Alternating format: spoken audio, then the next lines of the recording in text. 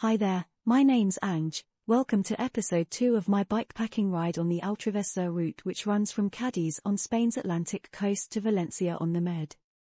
Episode 1 covered riding from Cadiz to Ronda. Episode 2. Ronda to Niguela, Spain. Bikepacking the Ultravesa route in Spain, written sometimes on the route, and edited after the ride, by Angela Hart. We pick up here as I leave Ronda. I'm traveling roughly 25 kilometers as the crow flies from the Med coast, running parallel to it, heading east across Spain. In this episode I'm heading towards the highest mountain range, the Sierra Nevada, through which the Ultravesa passes. The Ultravesa route is a route that has been plotted which rides across as many off-road caminos and mountain sierras as possible. Sometimes there are surface road sections. These are easier in some ways and harder in others. Harder because often there is little shade, and I didn't realize at the time, but I'm clearly suffering from mild heat exhaustion quite often. I sometimes talk of my roll packers, but I hadn't explained what they are. They are my bike luggage. I have one on my handlebars and one behind me attached to the seat post. I carry my sleeping bag, cooking gear, clothes, etc. in them. When I talk about Bay, that's my bike. So called because I picked him up new from the bike shop as I drove to the coast for a camping and cycling week in Cornwall. If there's anything else not clear, please let me know in the comments. I hope you enjoy this story. If you do, it would help the channel loads if you'd give me a thumbs up. As a note, I have a playlist in YouTube with 16 videos of my Ultravesa ride, also a post-ride debrief video. If you're riding it yourself, they may be worth a watch. They're worth a watch anyway, as you'll see a different side to the tour than described here, plus you'll see the beautiful scenery. I had another encounter with Spanish kindness on leaving Hotel Aranda. The lovely clerk, Jose Miguel, gave me a nice discount on my room. I'm not sure if he felt sorry for me or if it was because I asked for my room not to be cleaned. Whatever the reason, it was very welcome. Riding out of Ronda, I was soon into the hilly countryside. A theme was set for the day. I missed a turn on the gravel road and had to backtrack a kilometer, uphill. This was the easiest of my corrections due to my inability to follow a map. The gravel road crosses some meadows, very steep and rocky. Then I'm onto the GR249 that traverses the Sierra de las Nieves. It's a double track, not well surfaced, mostly uphill, interspersed with some short downhill sections. This cuts through some beautiful hills, with brush nearby and mountains in the distance. A local farmer, Paco, stopped his Land Rover to have a chat. He was very friendly and told me a little about the mountains. He was pointing to a rocky escarpment. I didn't really understand what he was saying but nodded politely. When I'm pushing my bike up a long uphill section, I do like to eat sweets. I usually carry a bag or two with me in my roll packer pocket so they're easy to get to. I'm not really fussy over what type they are, often only Haribo types are available, not my favorite. It's just something to keep me going. I don't tend to snack on bars or nuts. I think perhaps I should, it would be a whole lot healthier. Also, it's not great for my teeth either, as I've been quite sloppy with regards my toothbrushing routine so far. There were some decent but gnarly descents, quite steep, and I was having to exercise caution as sheep and goats are lining the route. They are a little like pheasants. On trying to get out of your way, they run across in front of you. Eventually, continuing straight ahead comes to a gate and turning right following the track, leads to a farmhouse. Google Maps had lost the Ultravesa route by now. I had no phone signal, but as I was using offline maps, I've no idea why it disappeared. The track ends at the finca, and there's nowhere to go. Not knowing where I'd gone wrong, I decided to backtrack until I found a GR249 signpost to confirm I was still on the correct route. I'd gone around half a kilometer back up the steep hills that had been my fun and epic descent a short while before. Once I got a phone signal, the Ultravesa route returned. So I turned around again and slowly made my way along the track, watching the map carefully. It was very hot, there was no shade, and I was getting flustered and overly hot. Again I ended up at the finca, and again, as soon as the phone signal disappears, the Ultravesa route disappears too. I still had the Oryx maps on my phone at this point. I didn't know how it worked, but I opened it and it was showing that I was in the right place when I was at the finca and that I needed to go through the farm. Just before the finca is a GR signpost, but it doesn't point in any direction. The options are across a ploughed field to my left or go through a gate straight ahead or to the finca to my right. I started to cross the ploughed field, but Oryx was showing I wasn't on the right route. For some reason there was no indication that I should go straight ahead through the gate, which with hindsight is the correct way. So I go up to the finca and open the gates to the property. It felt wrong, as though I was going through someone's garden. Which it turns out I was. I start crossing the farmyard, with 2 dogs barking at me and feeling like a trespasser. I had no idea which direction to go. Then I hear someone shouting. It was coming from higher up than me. Turns out it's the farmer, yelling from outside his house. He wasn't angry, he was trying to indicate to me where I should go. I dithered around, and he continued to gesticulate. This went on for 10 minutes. I'd go where I thought he was pointing, then he would indicate I was going the wrong way, and I'd try another direction. Eventually I got to a gate, this being opposite the gate that I hadn't gone through earlier. When I got to the gate, 3 other mountain bikers appeared. They'd came across the field, through the gate, the easy way, that I had thought was the wrong way. We had a brief chat, and the farmer came over for a chat with them, then we all went through the gate. The trail then becomes a very rocky single track. I was riding behind the others, but we were all having trouble riding the steep rocky trail, so we all pushed our bikes for a while. The trail was cut into the mountainside. It was rocky and narrow, and often we hit a rock fall shale section. These shale falls were quite difficult to traverse. It was all a little precarious. Having overheated, I let them go and stopped for a drink and some food. Luckily I had brought a brolly with me, so I sat in the only shade there was, beneath it. The rocky shaly narrow track went on for around 2 kilometers, eventually becoming interspersed with less rocky sections that could be ridden. Eventually it becomes a great downhill ride across a bush-populated meadow. It's a good fun piece of single track. After a while it enters woodland. It was a nice ride in the woodland, very up and down. The trail suddenly ended at a dry riverbed crossing. In my excitement at the great descent, I'd missed my turning. This became a theme throughout my tour. I hadn't been looking out for the signposts, and at that time I didn't realize GR signs with an X on them was the wrong way. I got horribly lost. It was like a heat sink basin, extremely hot. I hadn't drunk enough water and was struggling. Backtracking until I found a sign was very difficult, steeply uphill with a slippery dry dust surface.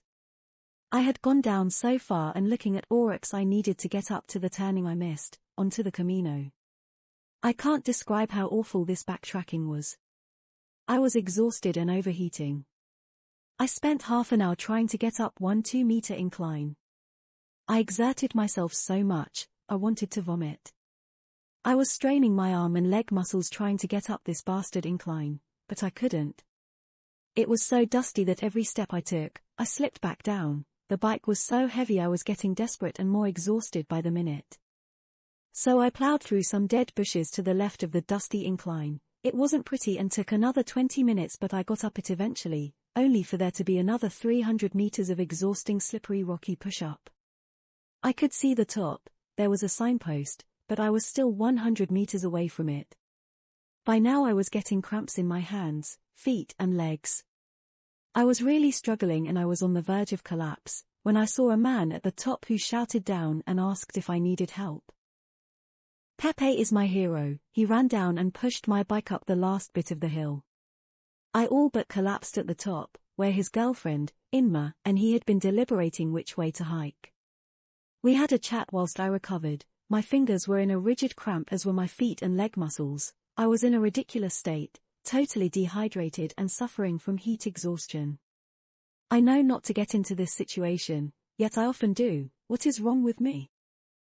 They were reluctant to leave me, but I said I'd be fine, and they decided to hike in a loop to El Borgo, to the right. My destination, El Borgo also, but my route was to the left, to follow the Altraverseur. The 9 kilometers of track to El Borgo was a road cut into the mountainside, unsurfaced but in good condition.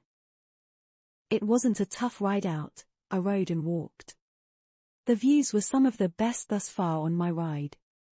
I was continually looking for a wild camping spot. To the right was a steep embankment up the mountain, to the left a long drop down the mountain. So it wasn't possible to find anywhere to set up camp. I stopped to filter some water at a fuente on this camino, to top up my supplies.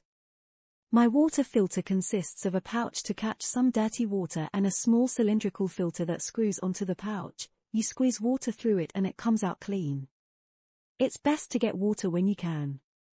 These mountain towns all have natural mountain water fuentes. Occasionally there is one on the Camino. The gravel surface was in good condition, and by now was going downhill towards El Borgo. I could get up some speed and cover ground with little effort. Running on fumes, this was good, being a near 10-kilometer ride from where I had met Pepe and Inma.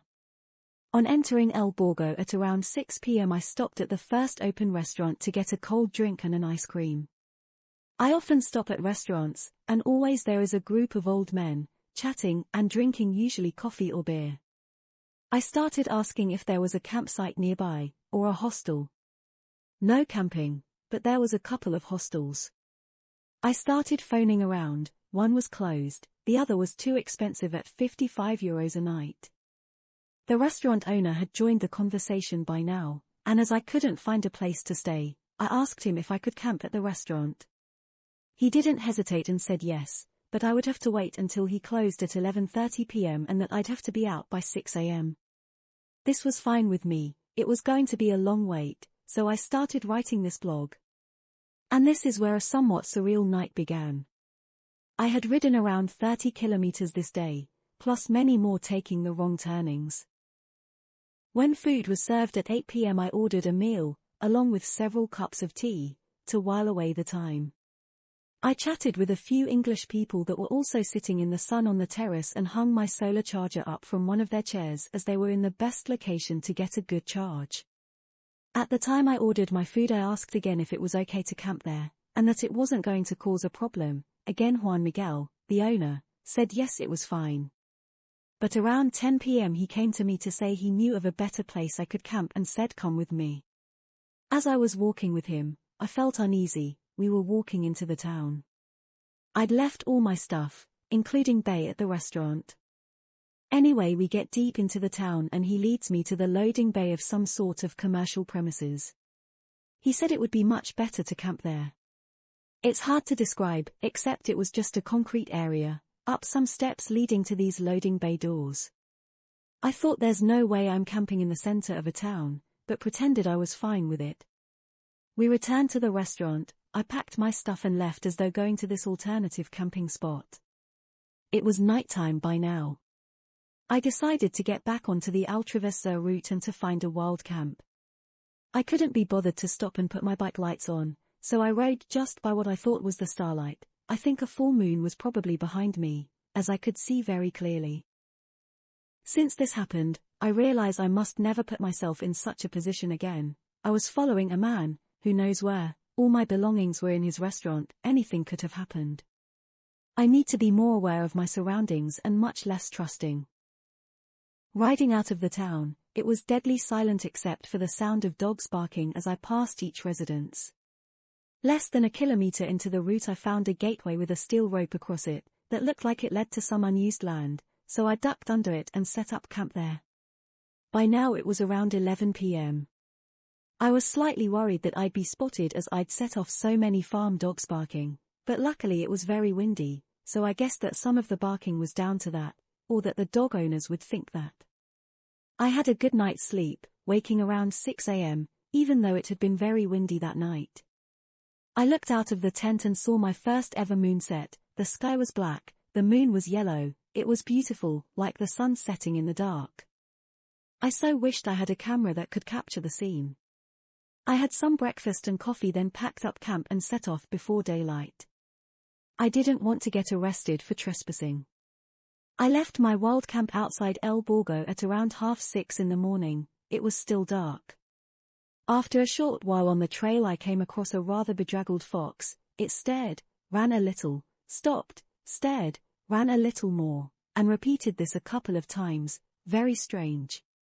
The route was on badly eroded soil, sometimes one lane had collapsed completely from water erosion. I found it very interesting as this eroded soil had once been vertical, now horizontal, so the different colored layers of soil and rock, laid down over millennia, changed as I walked aside it. I wondered which layer was from what sort of event and wished I had my own personal geologist with me to explain the mystery. It was uphill for many kilometers riding through rolling hills with the mountains in the distance. I was heading for a town called Ardelès. The wind was building. When I reached a crossroads, quite high up, the wind was gusting at 20 knots or so. Turning left at the crossroads took me through pine woodland. At this point I hadn't seen another human being since the night before. I like it like that, it makes me feel like I was the only survivor of a catastrophe. The woodland went on for many kilometers. As I sat and took a break, another mountain biker stopped for a chat. I wasn't the last person alive after all. The wind was building, the woodland was getting less dense, through it I could see the mountains getting closer. I stopped to do a Facebook Live in the strong wind, which was probably around 30 to 40 knots by now.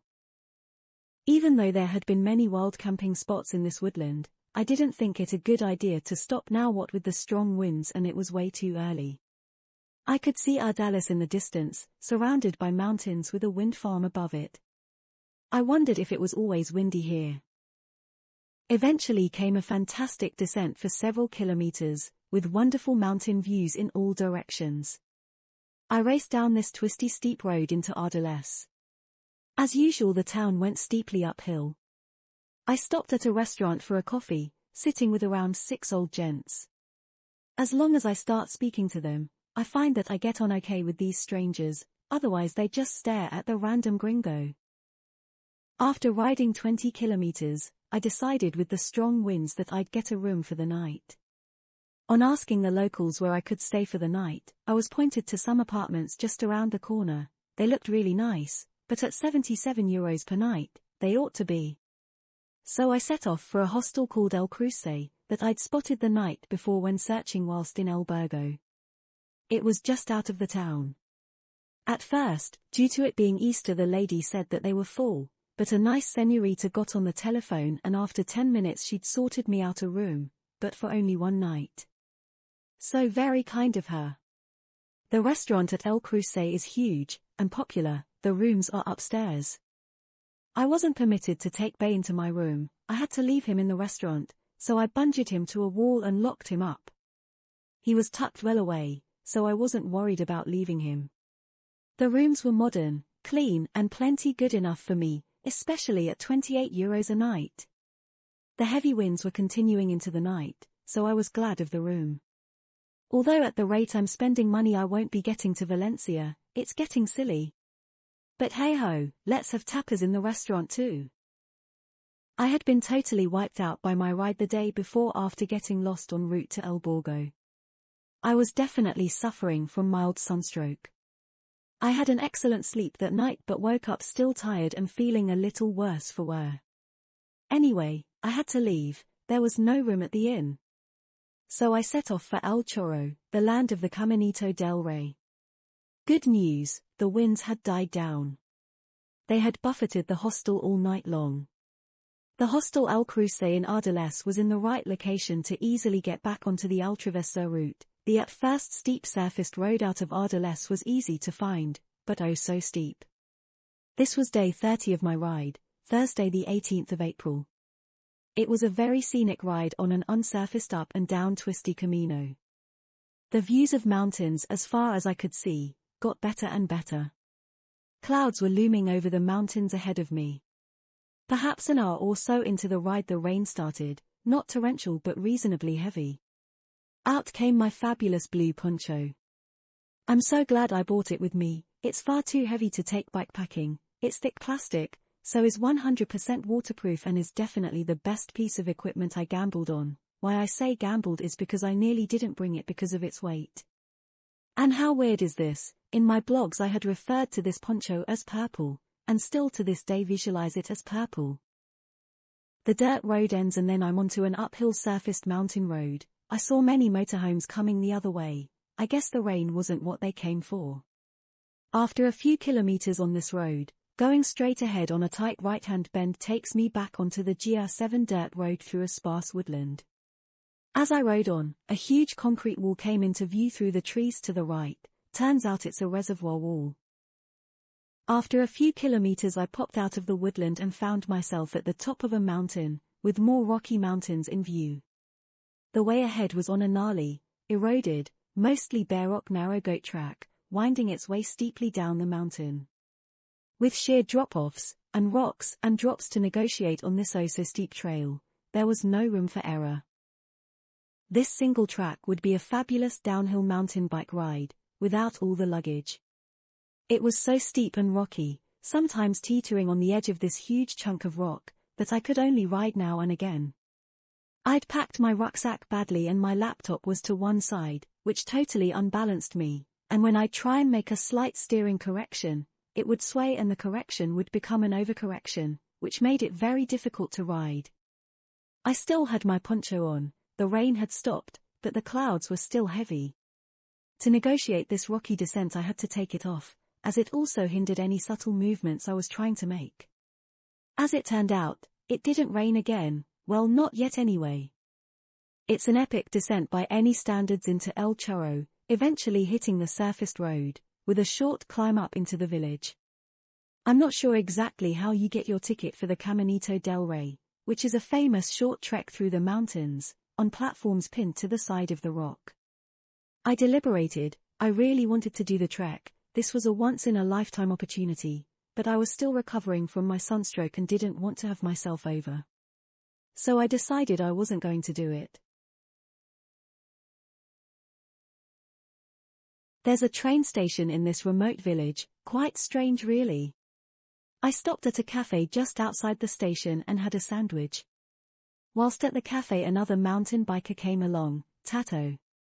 He had ridden from Granada, in 3 days. Puts my riding to shame. He was getting the train back to Granada. We chatted for around half an hour. By now it was around 3 p.m, so I needed to get going to try and find somewhere to sleep. I was sorry to have to leave him so soon, as we got on really well. He has good English. I struggled to find my way back onto the Altraverseur. After dicking around for around 20 minutes going the wrong way, I eventually found I needed to go high into the village of El Chorro, and onto the mountain trail above it. It was obviously all uphill, standard. 20 minutes on this mountainous woodland and the thunder started, then the rain, lightning and hail. This continued all the way up for around 2 hours. Hikers had been coming down the mountain, soaked through from the heavy rain. I'd stopped a group of 10 to ask if there was camping nearby. They happened to be English, which made it easier. The guy said that I was near the top and there was a car park around 100 meters away, so that gave me some hope that I could find shelter and set up camp. I continued on in the hopes of finding this car park in 100 meters. I didn't find it. I wasted half an hour walking down a side track towards what I thought was the car park, only to find it was a large cortico. Alas, no one was around to ask if I could camp there. I had to walk back up to the trail, and rejoin the route proper, eventually finding the car park at least half a kilometer from where I'd spoken to the man. It was in a clearing off the side of the trail. It wasn't surfaced and the rain had settled into too many puddles to think of camping there.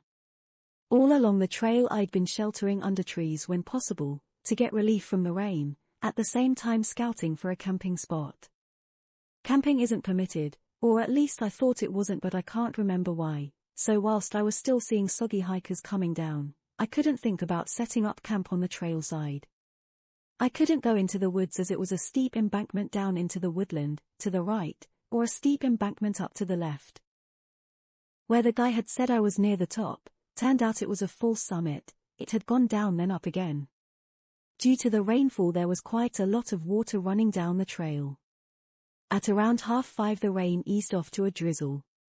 The surface suddenly became clay-like, and it stuck to my shoes, weighing them down like lead boots, 5 centimeters thick and increasing the size of my shoes by about 10 sizes.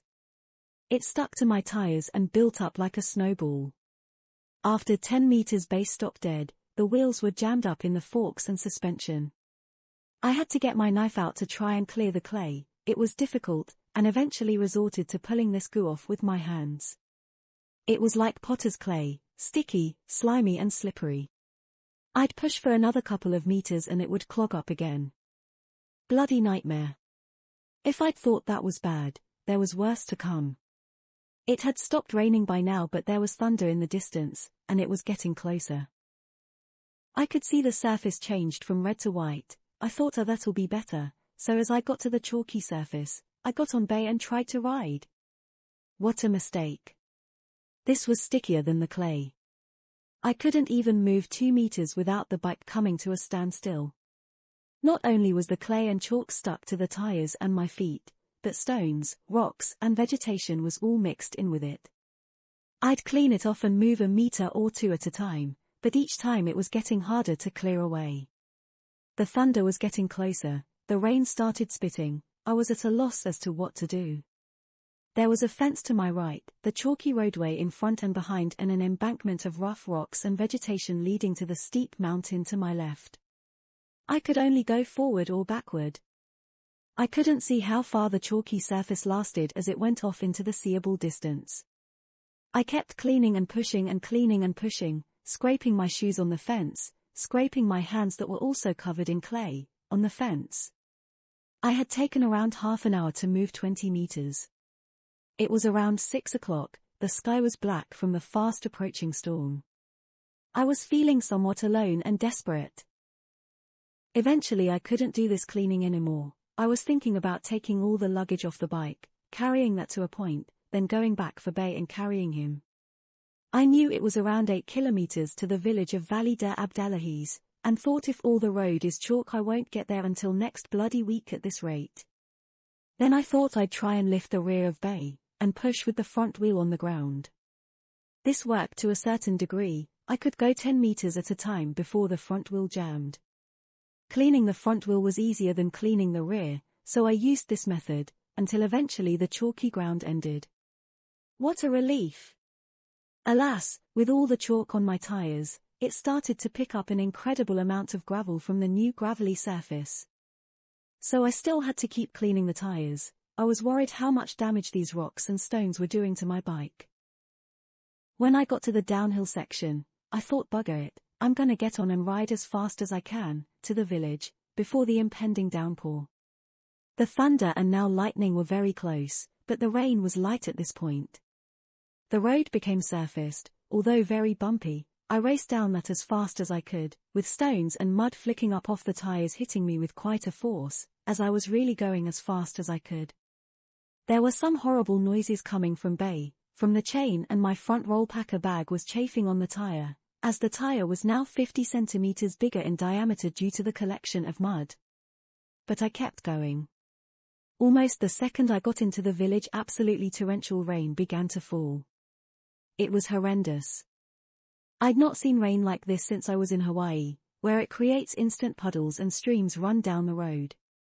As usual, the village center was uphill. Everyone was diving for cover from the torrential downpour. They were huddled in doorways, escaping from the outdoor fiesta they'd been attending.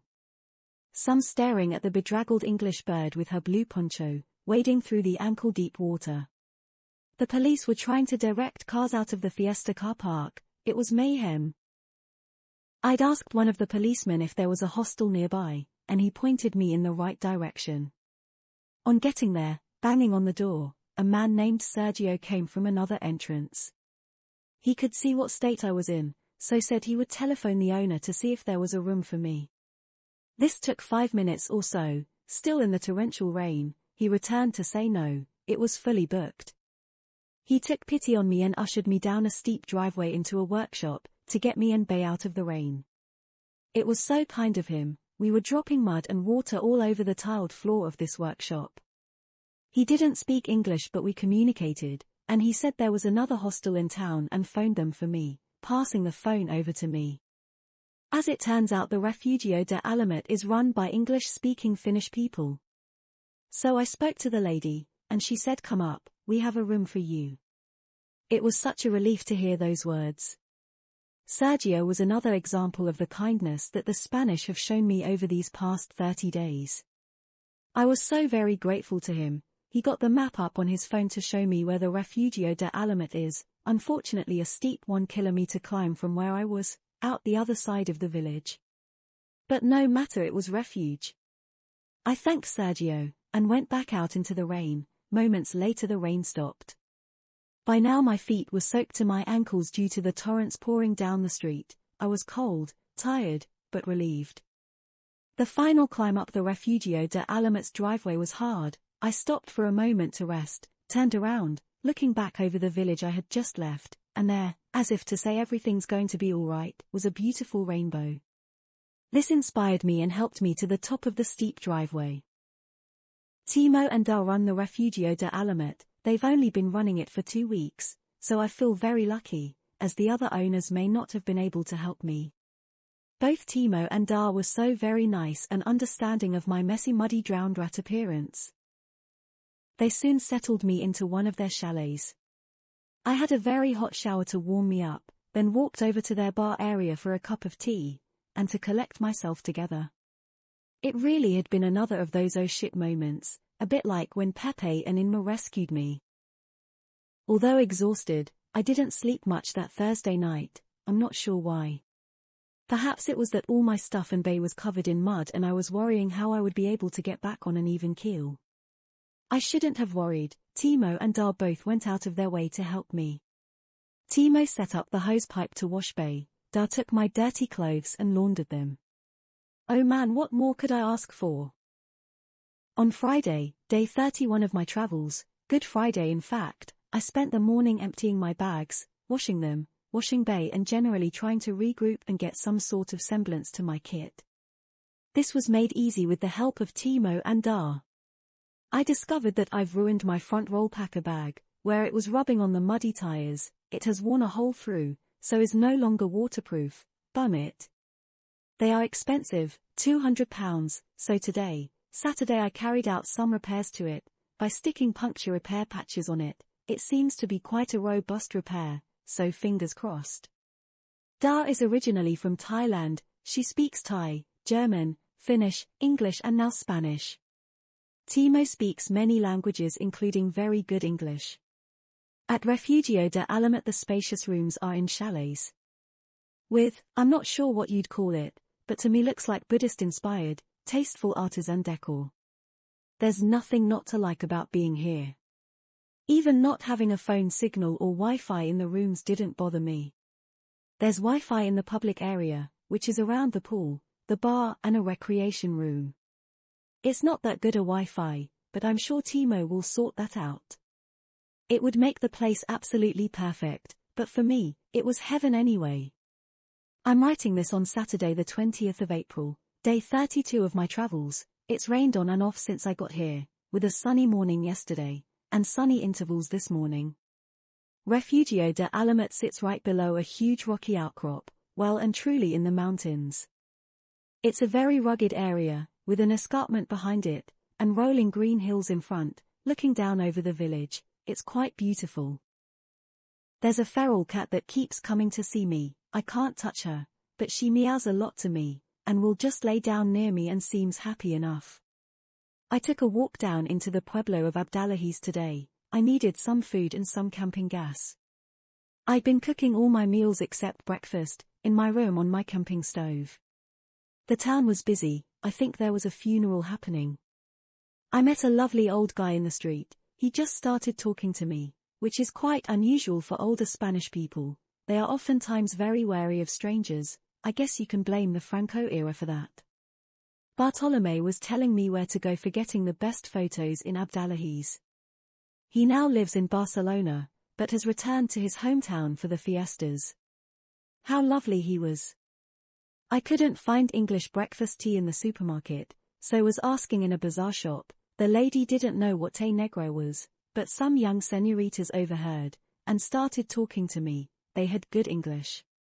Rebecca, Marisol and Julia told me they have English breakfast tea in the other supermarket. So I went there, and got some. Later walking through the pueblo I hear shouting behind me, it's the ladies again, asking if I got my tea. So now, Saturday evening, with the heavy rain just stopping, I may venture across to the bar for a cup of tea. I've no idea how long the rains will continue, but the forecast is not looking good. At €35 a night, I can't be here too long, that's for sure. I had some neighbors in the next chalet, Elaine and Hélène, from Bordeaux. We chatted as best we could. Alain spoke some English. They left on the Thursday, driving home via the Sierra Nevada, back to France. I ventured over to the bar that Saturday night and got talking to a French guy, Michel, that has lived in Spain for over 20 years. He makes a living by organizing paragliding holidays, pretty extreme hey. Sunday night I also went to the bar and got talking to a local man, Jesus. He speaks no English, so I have to use my little Spanish, but we managed to spend a whole evening chatting. Embedded in the walls of the Refugio de Alamet bar are some ammonites. Jesus was telling me that he finds these fossils up in the craggy mountains above the Refugio.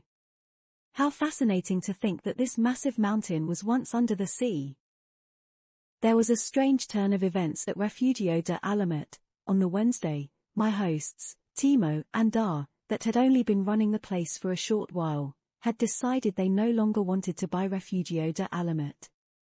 The owner, Mari Carmen, returned and Timo and Dar left on their motorbikes on the Friday, the same day I was to leave. Mari Carmen had built Refugio de Alamet and run it for 20 years. She is hoping to sell up so she can retire. Jessica did the room turnarounds and general cleaning at the Refugio. She was lovely. In fact, everyone there was. My time at the hotel wasn't productively spent. I couldn't afford to do anything that meant paying, like going to walk the Caminito del Rey, which was only 10 kilometers up the road. I'd have loved to have hiked the mountains above the Valley de Abdalaziz, but I didn't have the right footwear or any spare clothing that I could get dirty and wet. I was confined to the hotel, at most a walk into the village, except for one excursion. Michel had to deliver a van to Antequera, so I went along for the ride. Mari Carmen and her husband Gabriel returned to Refugio de Alamet. Timo and Dar left on their motorbikes. It had rained in Abdalaziz for the week I was there. It was particularly heavy at times, and very much so on the Wednesday and Thursday before the Friday I was to leave.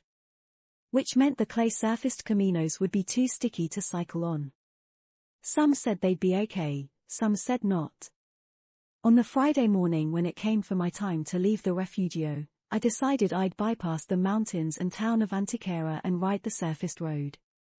I want to do as much of the Altraversa route as I can, but sometimes I'll just have to make a diversion, and not worry about whether I'm doing it right. Although Antequera has many sites of geological interest, so I was a bit miffed at having to miss those. I wasn't too bothered about riding far on that day. About 10 kilometers in on this undulating surfaced road, I stopped at what appeared to be a campsite at Torkal, but it was more a shanty town with permanent huts and caravans, and only one free space between them to pitch a tent. There was a lot of people hanging about. It didn't look very inviting, although there was a very nice restaurant on site. I decided no, this wasn't for me and got back on the road. There was a random roadside restaurant which looked quite nice called Venta Gaspacho. I'd give it a miss if you can. The woman behind the bar was incredibly rude and generally pretty bloody horrible. Also along route was a wolf park. I guess it's a bit like a wildlife park but only with wolves. I stopped outside it and it brought to mind that one night at Refugio de Alamet, I was outside at around midnight, standing in the brush, trying to get a phone signal, when I saw rushing by me what looked like a ghostly large dog. It was chasing something and snarling. On seeing this wolf park, which is only 12 kilometers from the Refugio, I was sure at that moment what I saw that night was a wolf.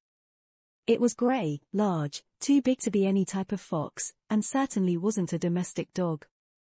That's a slightly scary thought. It was our first day of sunshine that Friday. A hot ride, with little shade in the blazing sun, for many kilometers, up the surfaced mountain road. Standard, I went the wrong way, riding a particularly long steep hill, only to find I should have turned off just before it. At least it was a downhill ride back. The turning I'd missed was a dirt camino, there was no choice but to ride this one as it's the only way to stay on the Altrevesur. As it turned out, although it was puddly and muddy in parts, it was traversable with care. This Camino took me into some beautiful scenery, mountains one side, green hills the other.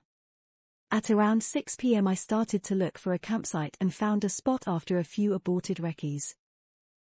I set up camp. It felt a little exposed as it was at the side of a cliff-like mountain at around 900 meters, with nothing sheltering me in any direction. There was a slight breeze as I was setting up, perhaps stronger than a slight breeze, 5 to 10 knots, so I orientated the tent with the thin end towards the wind, as is required during strong winds. I tend to drink coffee in the mornings. The one thing I look forward to all day is my first cup of tea in the evening, after setting up camp. The one luxury I carry, and a heavy luxury at that, is soya milk to enable me to have a decentish tea or coffee, which isn't the best anyway, being served in a rubber collapsible mug. My first cuppa in the evening is always so welcome after a day's riding. In Spain I've been buying vacuum-packed single servings of something like sautéed vegetables. I had one of these this evening with some instant mashed potato, and a wonderful cup of tea. I don't carry a lot of food and it's something I need to get better at. Most of my meals so far on trail were really junky, like instant noodles and instant mashed potato. For breakfast I'll have whichever muesli I've picked up from the shop, although in Spain the cereals are very sugar-laden so it's quite hard to find anything suitable. I buy the small packets of bread. You can get ones with 4 or 6 slices, individually wrapped, so I can make toast and have a little single-use pot of jam on it. The food needs to be lightweight and compact. I don't carry any fruit and veg, it's far too heavy, the same goes for canned goods.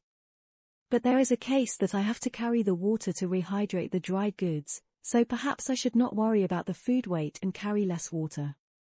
As I say, I need to get better at the food situation. My tent is an ultra-lightweight one. It's lightweight because the material is very thin, so can't survive winds that a more robust tent can. When the wind picked up, falling directly down from the mountain above me at 8 p.m., from a slightly different direction than it had blown before, I started to get worried. It was too windy to turn the tent around and it was getting battered, so I used around 6 rocks on each guy rope to hold it down. At 10 p.m. I was so happy when the wind stopped completely, not even a breeze, only for it to start again with a vengeance at 11 p.m. I'm guessing around 25 knots, this continued until around 4 a.m. I managed to get some sleep but was woken every so often by the wind. At least the tent survived the night intact. Although a small hole had been rubbed in one of the vestibule doors, where it had flapped against the rocks I'd piled up to hold the tent down. The winds were due to kick off again at around 10 a.m. After a quick cup of coffee, skipping breakfast, I was ready to leave before then. It was a nice descent from my camping spot to the end of the Camino that came out onto a main road, which led to the main highway from Malaga. I took a slight detour and rode into the hamlet of Villanueva de Cauche. Although a hamlet, there was a very nice restaurant at the village entrance, Bar La Peña, run by Paco. Paco was very nice and chatty, as much as I can chat in Spanish. I ordered a cheese and tomato bocadillo, made by Felipe, who did speak some English, and I had a couple of cups of coffee. Before getting on my way, Paco filled all my water bottles and bladders as I'd nearly ran out, which was very kind of him.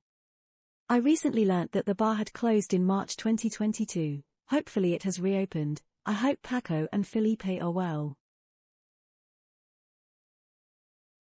From the hamlet of Villanueva de Cauche the Altrevesur had a long ride on a surfaced road, first across agricultural plains with some escarpments and mountains beyond, then onto some steeper mountain roads. These went on for many kilometers. It was very hot, although the ambient isn't too high, perhaps mid to high 20s degrees Celsius, the blazing sun is hard to shelter from on a bike. At times, when there was wind, I could stay cool enough, but for the most part it was a pretty uncomfortable ride, especially when a 5-kilometer section of steeply uphill road started. Many motorbikes were using this road for a Saturday morning jaunt, perhaps 20 to 30 passing me by.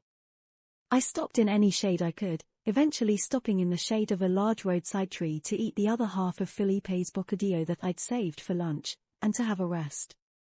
Checking the GPS at this time, I noticed I'd gone slightly too far up this road, only by around 200 meters. It was a downhill ride back to where I needed to turn onto the dirt Camino towards Rio Gordo. The Camino was chalky and rocky, but mainly dry. After a couple of kilometers ascending, the Camino became a steep, rocky, fabulous descent. It went on and on. The hours of pushing up the mountain road was worth this descent, which passed through mainly olive groves. I couldn't believe my luck. What a treat! The descent was very steep at times, but so very good, and so very welcome. I'd dropped to around 400 meters in elevation by now. I rode into the outskirts of the town of Rio Gordo, then as usual the steep push-up into the town center itself. I asked around if there was a hostel, and an English couple that lived there pointed me to Hostel Maison, which was a restaurant, bar and very nice hostel. I'd ridden around 30 kilometers each of the last 2 days, I think with the best vistas to date. The barman, Antonio, was pretty gruff, but very nice.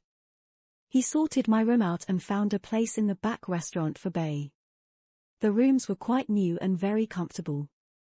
My face had got quite red from the sun. It wasn't burnt and stinging, just red. After a shower and getting changed, I took a walk down the supermarket to stock up on food, and stupidly forgot to put any sun cream on my already burnt face, nincompoop. I had some dinner in the restaurant when it opened at 8 p.m., then got an early night. The next morning, I had coffee and a tostada, sitting at the outside tables in the sunshine. The town was busy already. Directly opposite the hostel was the impressive swimming pool building, with a large walled courtyard and surrounded by towering mountains. It was being used as a polling station. On this day was a general and local election. They seem to have a lot of elections in Spain. I don't know if it just seems like it or if they do. I have a small insulated bag that I put a frozen bottle of water in, to keep my perishable food fresh. It always causes a little confusion when I ask hostels if they can freeze the bottle for me. In this instance it had just been put in the fridge, not a freezer, so it wasn't frozen. I bought a couple of cans of Coca-Cola to take with me. I usually buy one, and save it as my treat for when I get to camp at night. Well, I was doing that until I realized that if I drink Coke, I don't sleep at all that night, so had to knock it on the head. Leaving Hostel Maison at 9 a.m. was one of my earliest starts. It was an uphill ride to the top of town to the dirt Camino. The sun was blazing hot by 10 a.m. I got lost many times, missing turnings. This always makes it a little harder, not only because I'm going farther, but I'm getting flustered by not knowing the way, and I'm overheating in the relentless sun. On finding the Camino outside of town, I bumped into a young man, Joseph, that had a gorgeous border collie puppy named what I think was Toro. It was so very cute, and wanted lots of cuddles. Dogs are everywhere in Spain. Luckily they are nearly always fenced in. If there's a cortico on a Camino, there is usually at least one dog barking at me. Sometimes, they are very noisy and very big dogs, so I'm pleased they can't get to me. But I think it's a case of their bark being worse than their bite. A couple of dogs were out on the Camino, but both were very friendly and didn't bark at all. They just wanted petting. It was a little worrying that they followed me for some way. The views were beautiful, sometimes just olive groves but mostly green hills with the Mediterranean in the far distance to my right. And mountains to my left. On the dusty Camino just as I approached a small hamlet, so small it doesn't even have a name, somewhere near the pueblo of Periana I noticed a beautiful looking restaurant called La Casona de Guaro. It looked very inviting with a large flower-adorned car park out front, and a pretty veranda leading from it. I stopped for a jolly spiffing cup of tea and an ice cream, and took the opportunity to cool down, such a welcome rest in the shade. Back on the road, I'd get a surprise view at every turn, from hedgerows, tall aloe vera plants, meadows to distant mountains. How lucky I felt to be riding this Camino. On this day, it was perfect. The route got a little rocky at one point, with one of the very few descents that day. It didn't last long. Away after this I wasn't quite sure where the track went as it seemed to be going onto someone's property, someone that had a few very noisy dogs. It took me a while to realize the Camino passes right in front of this remote Cortico. What a beautiful view they had, especially with a grazing horse in a green and flowery meadow opposite. I sang the horsey a song, took a few photos and carried on my way. It was such a hot day with no shade at all, until the lane is flanked by some large trees planted in a row alongside it. These trees gave some much welcome shade. I stopped to have a rest and a cool down again. Still a dirt Camino, a reddish dusty type of dirt. There was a lot of climbing and very few descents. On occasion there would be a huge puddle, most I could work my way around, but one was so big, perhaps 10 meters or so, that I had to take my shoes and socks off and wade through it. The Camino was getting more and more mountainous as I approached the town of Ventas de Zaffaraya, a town that was completely destroyed in 1884 by an earthquake. I was back up to just over 900 meters by now. Zaffaraya seems to be some sort of tourist spot, possibly because of the mountain pass on which it sits and the stunning scenery. The town was busy with families out enjoying the sunshine. I didn't have time to investigate, but did make a short detour to a restaurant for a cup of tea and a cool down. The restaurant was packed. I sat outside with Bay in the shade and had a little rest. As I left the town I was passed by 5 horses, all but one being ridden by men. It always looks so impressive when you see the Spanish ride. Alas, I'm not so sure the horses enjoy it. Quite often they have very severe bits and the riders aren't gentle at all. Back en route, just outside the town, the Altraversa takes a single-track trail that skirts around the side of a mountain, around halfway up it. The trail was sometimes rocky, at times a shaly washout that made it difficult to keep the bike from slipping down the mountain. Further in it was more rideable, but still rocky. I'd gone perhaps 800 meters only to find I'd gone too far and had to ride back at least half the way I'd ridden. The turning I missed was a nearly non-existent trail down the slope. It was overgrown, rocky, waist-length scrub, difficult to determine and a complete pain in the arse. I think this had been added to the route as there was some private land at the start of the Camino that was not permitted to be used. So this single track was running parallel to the Camino, then dropping down onto it, after it had bypassed the private section. Once onto the Camino, it climbed and climbed. It was 5 p.m. by now. I was tired, hot and bothered, and there was no chance of wild camping in the area, with fences both sides, or corticos in view. It was a tiring push-up. I was weary and had overheated again. An old farmer stopped for a chat. He said this is no place for a woman to be camping alone, and later I sensed what he meant, or was it that he had put worrying thoughts into my head? The land went from meadows to arable land, with many, what the Spanish call naves, a sort of brick-built shed, where farmers can rest or keep their equipment. It looked like an intensely farmed area, and with that would come seasonal labor, and with that would come less security. I don't know if it was what the farmer said, or that I just didn't like the area, but it really gave me the creeps. I was hoping that the village I was aiming for would have a hostel. I shouted across to a farmer who was plowing his field, in Spanish, asking if there was a hostel nearby, and he shouted back no hablo inglés, translated into English he said he didn't speak English. Even though I had asked him in Spanish, can you believe it? This made me dislike the area even more. The natural park was to my right. It was woodland. A sign pointed 4 kilometers to a campsite, but not only didn't I have the energy to push uphill for 4 more kilometers, I really didn't like the area, so decided not to go there. What I thought was going to be a village was just a few houses.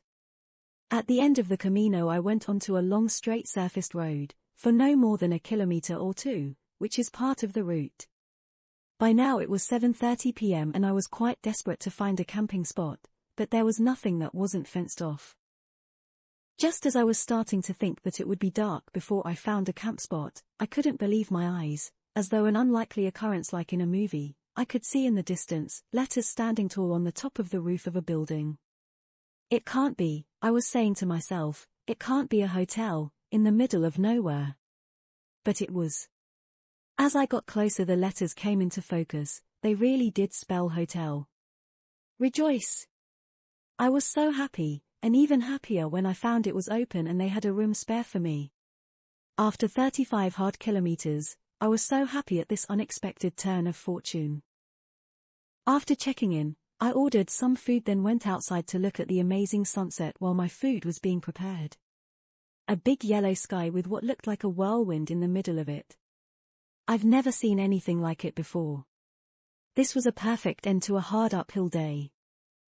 Los Caños de la Alcaicería was the full name of the hotel. Running alongside it is the Parque Natural de Sierras de Tejeda, Almijara, and Alhama, which is the way forward for the Altraversa route. So perfectly positioned. There was what seemed to be a restaurant opposite, that I didn't ever see open. Also there was some sort of building, it looked like a mini bullring. Nothing seemed to be going on there. Other than that it was just farmland in the direction from which I came, and forested hills in the direction I'd be going, towards Alhama de Granada. From my balcony I could see across a meadow, towards woodland, and in the meadow was a small chapel, that I believe the Spanish call an ermita. It was very pretty, like one of the small chapels out of Kill Bill. The grounds of the hotel had an outbuilding in it. I'm not sure what it was, but it was made from stone, and circular. I wondered if it's some sort of produce preparation or storage building. I seemed to be the only guest in the hotel from what I could work out, although during the day from what I'm guessing, the local farmers would come in for meals. The room was big with a balcony. After some food, I washed my clothes. They were covered in dust. I was just hoping they'd be dry by morning. Alas, they weren't, so I decided to stay a second night. I'm easily swayed and was looking forward to some rest and time to publish another video. It's hard to say how I occupy my time when I'm staying in hostels and hotels, without spending any additional money, but the time flies by. There's always my clothes to wash, bay to check over and sometimes wash, video footage to download, devices to charge, and the all-important task of taking care of my feet. At the end of a day that consists of mainly pushing uphill, my feet can feel very sore, so I make sure my toenails are trimmed and give my feet a massage. The hotel was 10 kilometers outside of Alhama de Granada. The staff was so kind and accommodating, the hotel modern and comfortable. So a big thumbs up for Los Caños de la Alcaicería. They even let me use the hosepipe to give Bay a wash. On the Tuesday morning I was to set off riding again. I had a nice breakfast of tostada and coffee in the restaurant.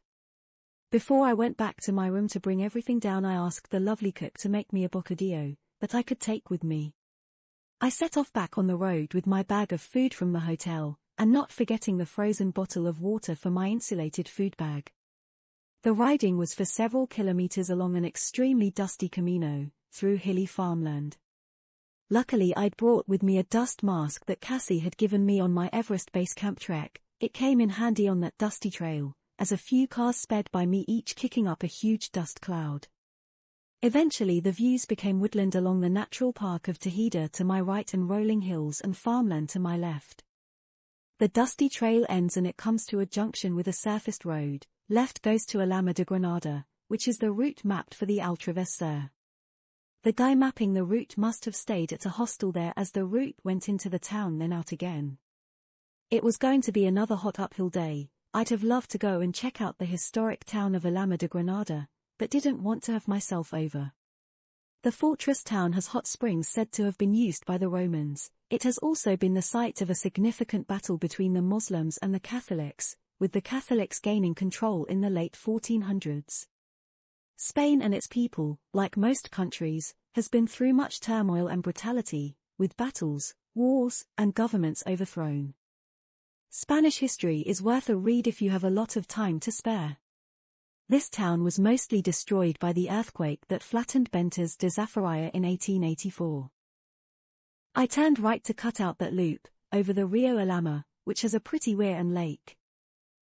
There's a while on the surfaced road, then a left turn onto a red soil camino, through olive grove after olive grove.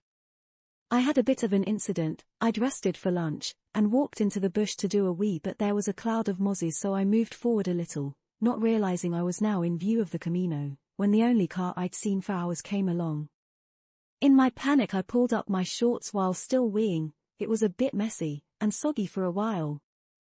Lesson learned, stop weeing, don't panic. I passed through a small pueblo, Arena del Rey, stopping at a very run-down supermarket to buy an ice cream. There obviously wasn't much trade here. The lady had no lights on, no refrigerated drinks and just a chest freezer with opened multi-packs of 2 different ice creams. I took a Cornetto Type 1, but found it to be stale so gave it to a stray dog, who quite enjoyed it. Back onto the Camino, there was a lot of uphill with very little downhill at all. The land is punctuated with small farms, then come the horrid gigantic plastic tents, where our out-of-season vegetables are grown. I was struggling in this area, no phone signal and my phone lost the Altraversa route, so when I got to a 5-way junction I had no idea of where to go. It was another day of blazing sunshine, I was hot and bothered, and couldn't determine the right way to go. I spent around an hour and a half riding up and down the various options. Eventually I went back the way I came until I got a phone signal and the Altraversa route came back. I could see that the first option I'd decided upon, a river crossing, was in fact the right way to go. I felt a bit silly as I'd been up and down this road around 3 times, and each time passing the same farmer. I walked through the shallow river and sat beside it in the shade and ate some of my bocadillo. I also found a couple of oranges in the bag, how kind of the hotel cook. I took the opportunity to cool down and also to filter some water in the river I'd just crossed. Onwards, and kilometre after kilometre of what felt like mainly uphill with little shade. The Camino runs through what is now a nicely manicured industrial tourist spot. It used to be the site of a resinera, somewhere that processes the resin collected from pine trees. Unfortunately, due to an act of arson, the industry was destroyed in the Sierra de Almejara in the mid-1970s. I crossed a couple more rivers. I hadn't bothered taking my shoes off as it was so hot. I thought they'd act as a bit of a heat sink. The rivers seemed to be fish preservation areas. Well, I'm guessing that's what the signs meant, I dunno. I could occasionally see a snow-capped mountain in the distance, which quite excited me as it meant I was getting closer and closer to the Sierra Nevada now, and hadn't really thought about the fact that that's the high country, which means the climbs will get so much bigger. The route went up and down, it felt like I had been going uphill all day, but as I was at 1,000 meters at the hotel, and now I hit a plateau at 1,100 meters, it must have been nearly a down for every up, which I find much harder than an epic descent and an epic climb. There was a reasonably sized airplane landing strip, used when the resinera was active I guess, on this plateau to my left, and woodland to my right. This was the first day of riding I hadn't enjoyed. Perhaps it was the blazing sun. I'd been riding for 10 hours, I was certainly tired and again suffering from mild sunstroke or heat exhaustion, whatever you want to call it. I decided to call it a day around 7 p.m.ish, I'd covered a distance of around 30 kilometers, but probably ridden 40, as I'd been so lost at the river crossing. I set up camp in the woodland to my right. It was a great spot, well hidden, and no wind. Which was good because I'd set up the tent really poorly. The sun was going down but at times still filtering through the trees. I was trying to dry my sodden shoes and socks, as well as getting some solar power to charge my devices. With the sun moving so much I was constantly moving the stuff to get the best sunlight on them. I realize now, with hindsight, that again I was definitely suffering from a heat-related illness. I seem to suffer from this quite easily, and can say that I probably spent at least 3/4 of my time on the route suffering from a varying degree of it. I was a little worried that there could be wild boar around, so I surrounded my tent with fallen dead branches, at least I'd hear it coming. I'd ate the rest of the bocadillo, had a quick cup of tea and had an early night. As darkness fell, I nearly shit myself. Very close to my tent I could hear a noise. It was like a cross between a loud cough and a bark. This went on for some time. I'd no idea what it was. With a little 4G signal I googled it, and found that deer make a coughing sound. That was a relief to know. I woke in a much better frame of mind the next morning. I hadn't felt well the night before and I felt quite grumpy, more overtired I suppose due to riding all day in the blazing sun. I had a decent night's sleep in the tent and woke early with the sun just starting to filter through the trees. I really wanted to get my shoes dry, so spent a lot of time tracking sunny spots with my trainers, to keep them in the rising sun. I did the same with my solar charger, as I needed to charge my power supplies. I had some toast and jam washed down with some coffee for breakfast, packed up then set off, on this red-soiled plateau, through a beautiful peaceful woodland. Immediately I took a wrong turn and had to backtrack, but no matter, it was a nice flat ride on the plateau. I was expecting a downhill ride into the close-by pueblo of Hyena. But no, the landscape changed and there was lots and lots of climbing to do up to 1,400 meters. Suddenly the trail ended when I hit a 30-meter wide strip bulldozed through the mountain, where the recently cut firebreaks had trashed the beautiful Sierra. All trails had disappeared with this mess too, and it was difficult to find the route. I spent a load of time hunting for the right way to go, riding right to the top of the hill to try and find the route, but I just couldn't find the trail at all. I rode back down a ways and found a lone GR7 post, but it was impossible for me to know where to go because it was a couple of meters into this rough-cut firebreak, but I guessed it was down an embankment, which I was pleased to find that was correct. Down the embankment I found a wooden signpost, a little ambiguous, two trails nearly in the same direction but to different places. It could have been either of the trails, one slightly higher than the other, to Hyena. I decided to take the one I thought it wasn't, as I was usually wrong. Alas, this took me higher and higher. I could see the pueblo way down at the bottom of the mountain, and knew I should be going down. I'd ended up in the brush on the mountainside. The trail faded out, it became quite precarious. There was long grasses, prickly bushes, rocks and shale. Holding a bike to your side, stopping it falling down the mountain, as well as keeping your footing is quite difficult. I felt a bit at a loss as to what to do, and I was getting a little overheated too. I'd gone too far down the brush by now to backtrack. Eventually I saw below me the trail I should be on. So I had to tentatively drop down the side of the mountain around 10 meters without dropping bay or falling myself. It tested me. And this sort of thing bashes the hell out of the bike, the derailleur constantly getting tangled in the brush, the chainring hitting rocks, with sticks and grass getting caught in the chain and wheel spokes. But make it down I did. I was so relieved to get onto the trail. It was a mountain-edge downhill single track, and was so fabulous. Mostly downhill, sometimes steep, sometimes rocky, eventually becoming a very steep, gnarly eroded double track, a good ride down into Hyena nonetheless, via another pretty river crossing, this time managing to use the stepping stones without getting my already wet shoes wet again. I stopped in this sleepy pueblo for a second breakfast, this time of tostada and a coffee. I'd burnt all the calories eaten at breakfast getting down that mountain. In case you're wondering, a tostada is a 12-inch baguette cut in half and toasted, eaten with butter and jam. The town seemed a little weird. I didn't know until the next day that it was a public holiday. That's why nearly everything was closed, and why so many people were sitting in the street and gawping at me. I took a look around. There was a traveling market in town, so I checked out the wares on offer. Then I set off on the road out of town, which then becomes an unsurfaced double-track camino, through the hilly woodland of the northeastern side of the Sierra de Tejeda.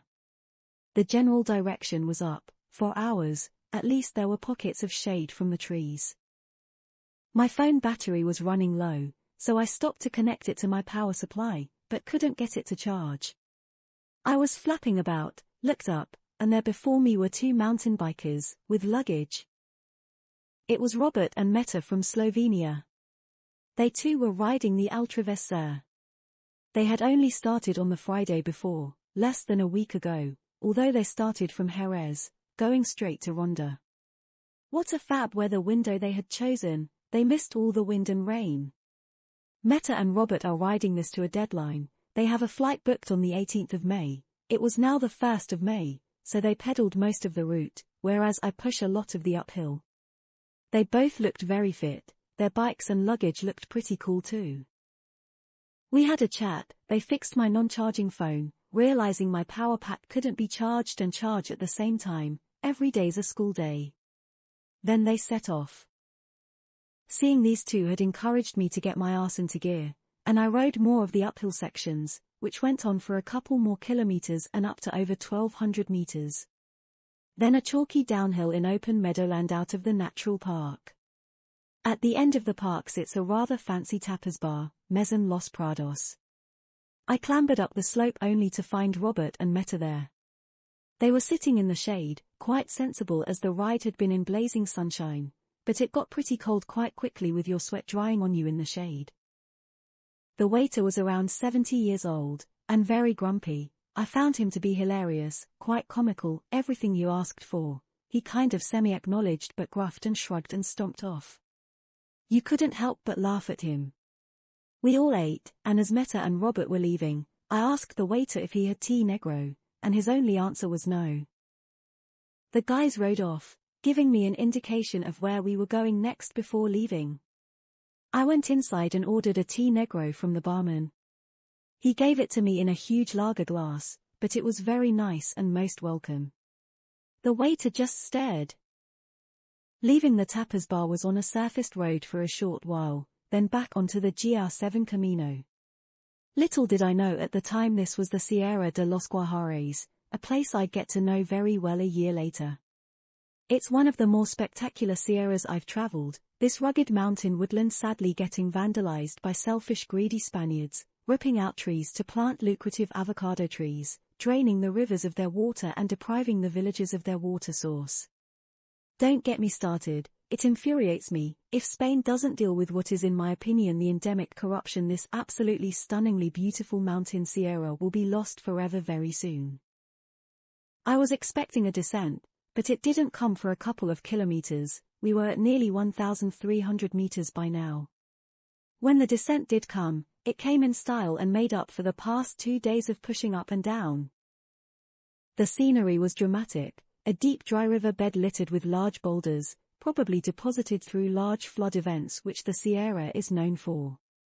To my right, rugged mountains both sides, this dusty twin-track switchbacked Camino went on, for around an hour. I was enjoying it so much I overshot a couple of turnings, but still it was heavenly. Downhill, twisty, dramatic, rugged, just beautiful. The pueblo of Albuñuelas was where I was heading, charging down this fabulous trail. I missed the hidden turning onto a barely there single track down to the town, so I had to push back up the hill. Luckily nearby was the one Cortico on this rugged mountain. A lady was tending her land. I stopped to ask if she knew where the turning was. She didn't understand what I was looking for, so her husband came out. He pointed me in the direction I needed to go, but told me it is muy peligroso, very dangerous, and that I shouldn't go down it.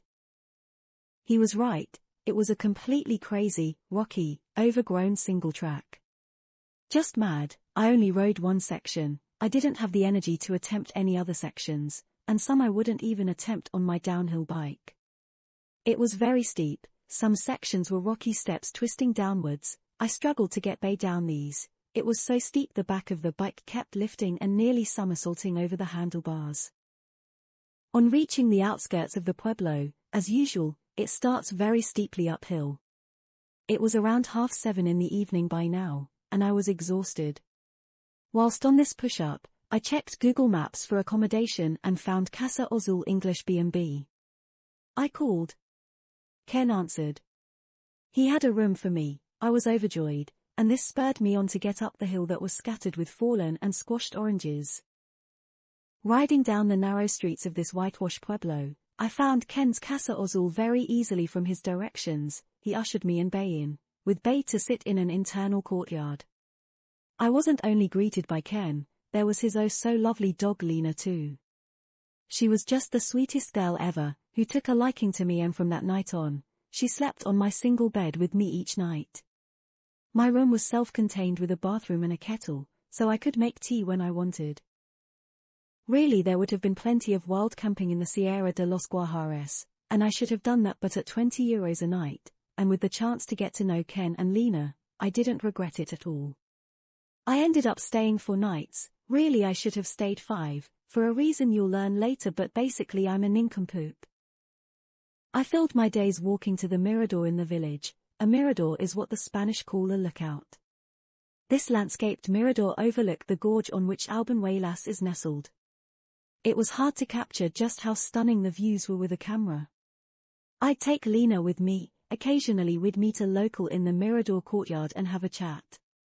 The pueblo only had one small supermarket, a bread shop and a pharmacy, which was enough for me to resupply.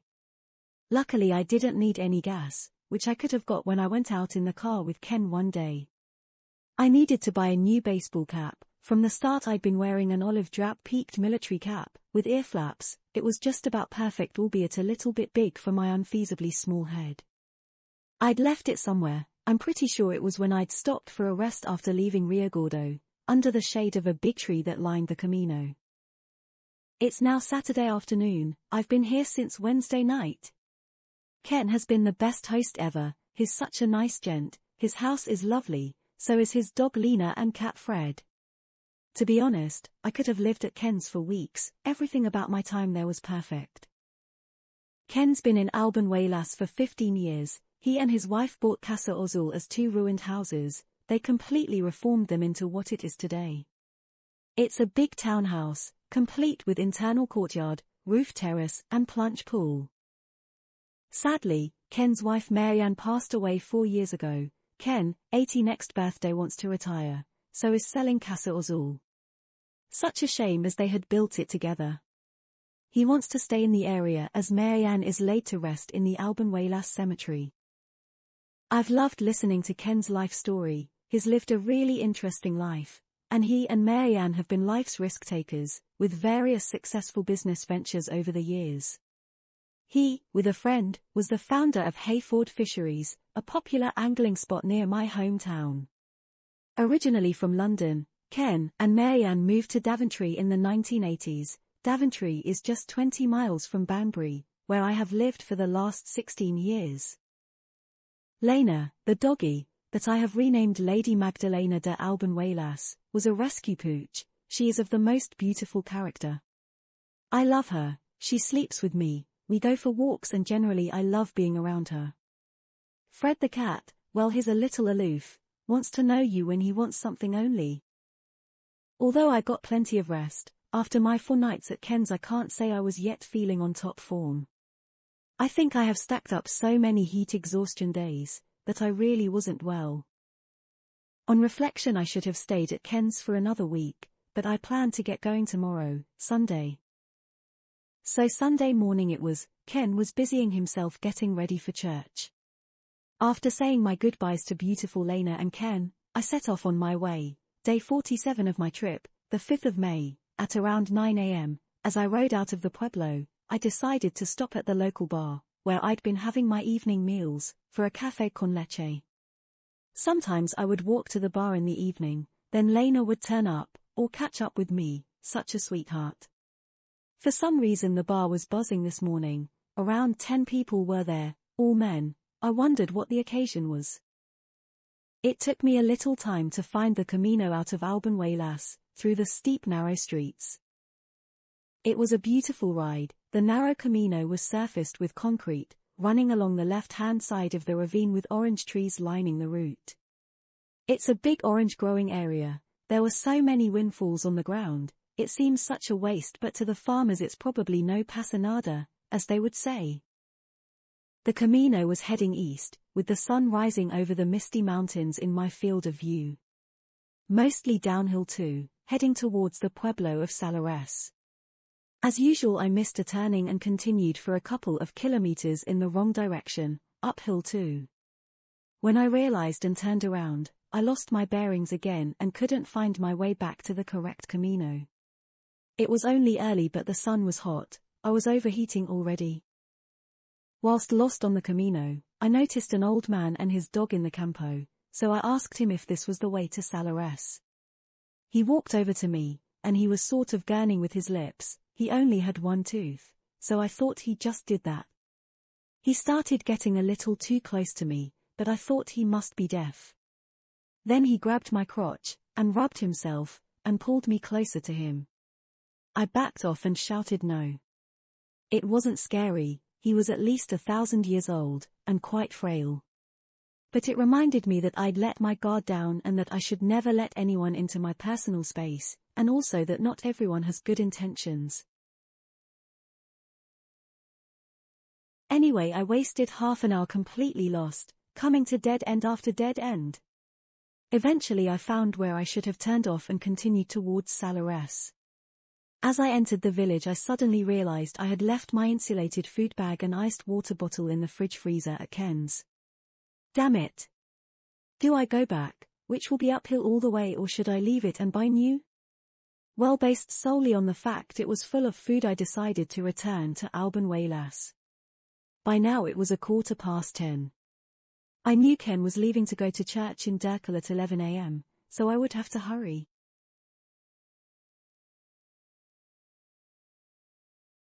By now the sun was blazing. I decided to take the road, not the Camino, as there was less chance of getting lost. It was tough, very hot, and very steep with little shade, and I was rushing too.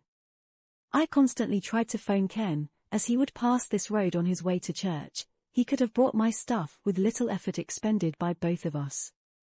Unfortunately, little did I know I was dialing the wrong number. I was dialing the last Spanish number on my call history. Little did I know I'd received a cold call from some random number. And that's what I dialed, 20 times in fact. I was at this point thinking, when I get to Ken's, I'll ask if I can stay another night, but the thought of unpacking and repacking my bike was too painful to contemplate, as I find it annoying. Anyway, exhausted and overheated, I arrived at Ken's at 5 to 11. Ken reminded me then that it was Sunday and all the shops would be shut, so it was a good job I returned. I retrieved my food, said my goodbyes again, and decided to ride back to Salares on the main road, sadly forgetting my food wasn't the end of my mistakes. I got around 300 meters uphill out of the town only to realize I didn't have my gloves. I returned to where I'd stopped, at the Mirador, to have a drink and a rest, only to find my gloves on the road. Will I get anywhere today, I wondered. But wait, there's more. I'd left my GoPro camera on since Salares, which resulted in the SD card being full and the battery flat, so 4 major mistakes in the first 2 hours of the day. What else could go wrong? At least the ride to Salares on was all downhill once out of Alban Waylas. The day had started so well on that orange tree-lined Camino. By the time I got back to the Camino in Salares, I was already tired and overheated. All that resting I'd done had been spent on this morning's farce of an energy-sapping fiasco. After the next pueblo on from Salares, Restabal, the Camino is all uphill. This went on for hours, around 4 or 5 in fact. I passed through or around a few pueblos, Restabal, Melahis, Lecrin, Acequias, stopping at a nice restaurant in Melahis for a nice cold Coke, with free tapas thrown in. I had 2. I knew by now that although I'd only be going for around 3 hours, I had totally overdone it in the sun already. And not just in the sun, I had exerted myself in that heat, and was totally cooked. It was a hot day, a tiring day and an uphill day. To be expected, I was making my way to the high country of the Sierra Nevada. The views weren't particularly exciting until I neared Niguelas. The Camino from Lecrin to Acequias was alongside a dry riverbed storm drain, slowly rising uphill, at one point passing under a mountain-to-mountain highway bridge. It was a long way up, perhaps 50 meters high, and I couldn't help but marvel at modern engineering, but also wonder how much maintenance such a construction requires. It must be monitored for structural defects, I would think. These are the types of conversations I have with myself whilst riding or pushing. Sometimes I sing. And in fact a strange thing happened, which I think was to do with cooking my brain in the sun. I would get a song stuck in my head, and I couldn't stop singing it, not just earworm styley, much more of an uncontrollable urge to sing a specific song aloud. I'd sing it 100 times over. The songs included Country Roads, Gordon is a Moron, Chitty Chitty Bang Bang and Oliver's Army. Just after the motorway crossing, the Camino winds through an old road with derelict houses, perhaps the dereliction caused by compulsory purchase when the highway was built. The push-up to Acequias starts. It's on the surfaced mountain road. I was hoping there would be a Coke with my name on it in the sleepy pueblo, alas not. A steep switchback is the final push-up into the pueblo of Acequias.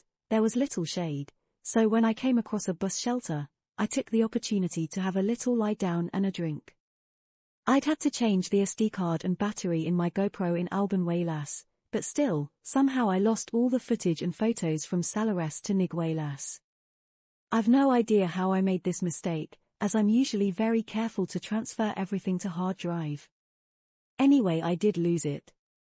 I can't remember what the journey was like from Asakias to Niguelas, except one snippet. I was on a narrow camino. I was very overheated, so sat on a wall in the shade. Across the way I could see the beautiful cottage garden of a nearby cortico. The household was entertaining out in the garden. I could hear chatter and laughter. On the table I could see pictures of what looked like iced lemonade. I so desperately needed some of that ice-cool drink, I thought about going to ask. But I resisted the urge. What a cheek that would have been, and shameful really.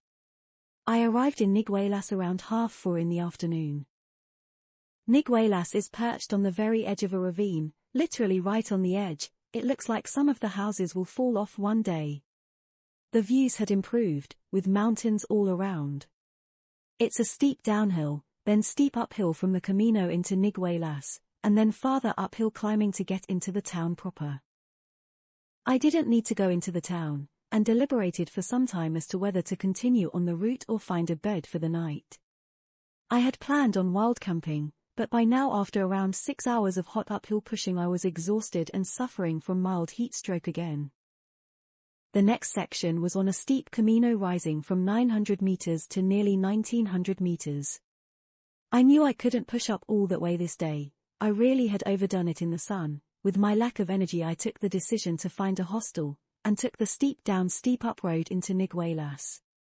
With hindsight I should have kept going and wild camped, as there was an excellent spot around 40 minutes up the next steep mountain, but hey, hindsight 2020 and all that.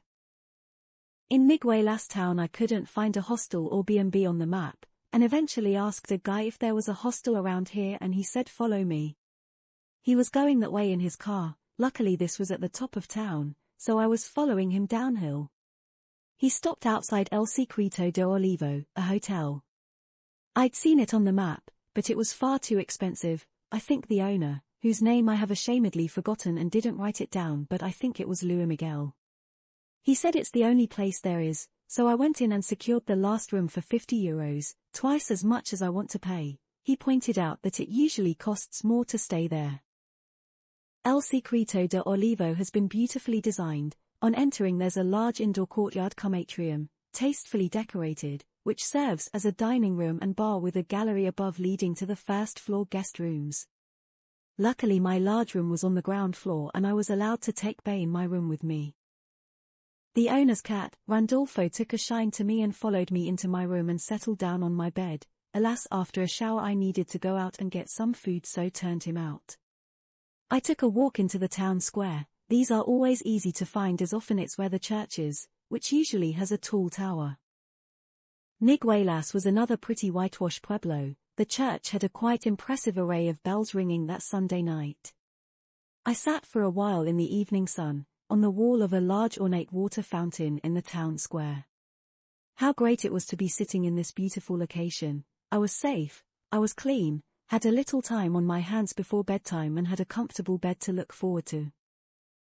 I chose the nearest bar to get some food. The lady was very grumpy, especially when I asked if she could cut my bocadillo up into two and wrap half of it, so I could eat it the next day. After eating the other half while the lady packed up all the tables and chairs around me, I made my way back to the hotel. So the day ended much nicer than it had generally gone. I can't believe I'd only ridden around 20 kilometers this day. It felt like 120. I knew I'd be asleep as soon as my head hit the pillow. I was really feeling the effects of the sun exposure and was so looking forward to my early bed. It was hard to believe that I had only left Ken's this morning. It seemed an age away. I learned some terribly sad news 18 months later. A lady named Layla had watched one of my YouTube videos of the Albanhuelas section of this ride. It turns out she was a good friend of Ken's. She left me a comment with some devastating news, some news that I still find unbelievable and am saddened every time I think about it. The news was that since I had been in Albanhuelas, both Ken and Lena had passed away, in the autumn of 2019, a month or so apart. It seems Ken was taken ill unexpectedly and passed soon after. Sadly, Lena had been suffering from the long-term disease, quite common in Spain, leishmania.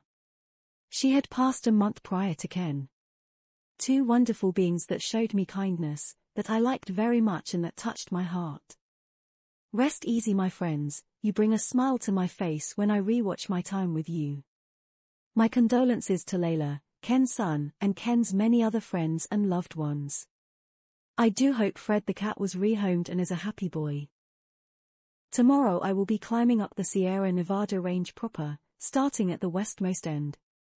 This was the first really exciting section for me, and although I knew some of the Sierra reasonably well, I was apprehensive as to how difficult it would be, as it looked horrendous on the map, with long ups and long downs.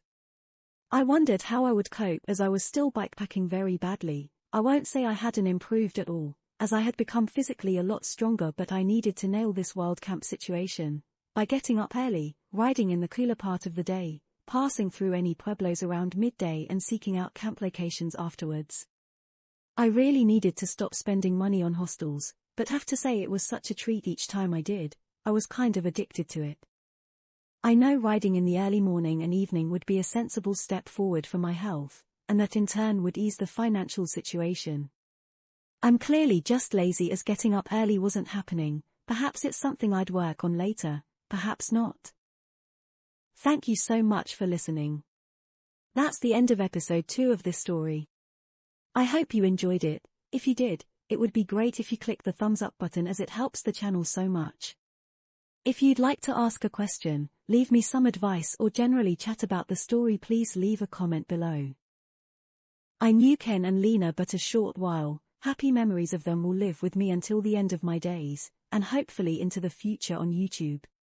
Adios, my friends.